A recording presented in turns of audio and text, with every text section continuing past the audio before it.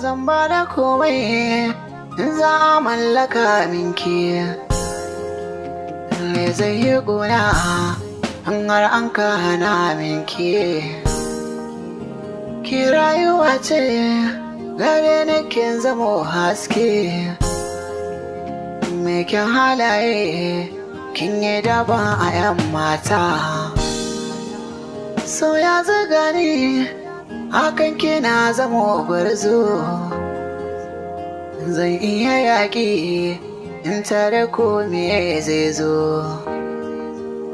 Ko a ina ne in kin kira ni sai na zo.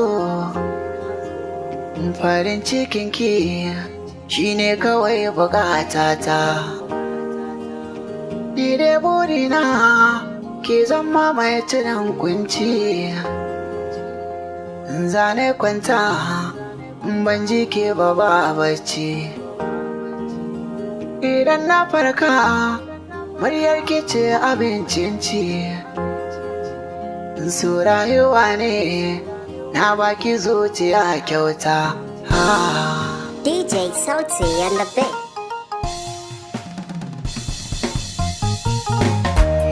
Kin zamanto sarauniya gare ni ba za na barki ba.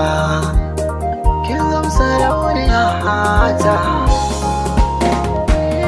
Zuciya ta da ke ta saba da ke take so mai rayuwa. Ko da yaushe idan kina da bagare ni ne ban da damuwa.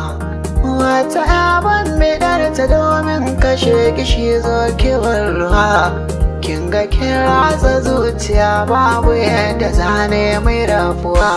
Yabar ruwa na zuma na shabar mana ci dangin bagaruwa. Wajibi so gare maki nazari da zane na zabuwa. Wanda ke so da yaudara tabbatar da shi ne yana ruwa. Kin zamo 'yar gida a rai kin ji na kunya ya bakuwa.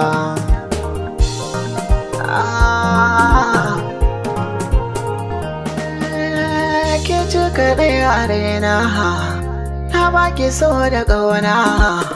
Wuri na raya ce wanda duka so zuciyarsa ta yi masu.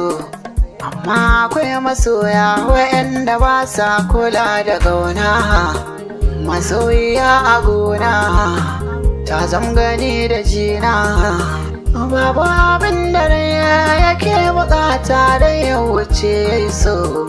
Na samu yin miya mai nasuwa tarbiyar ta ja ne. Abin da zuci ke so a bata domin gudun shiga rauni.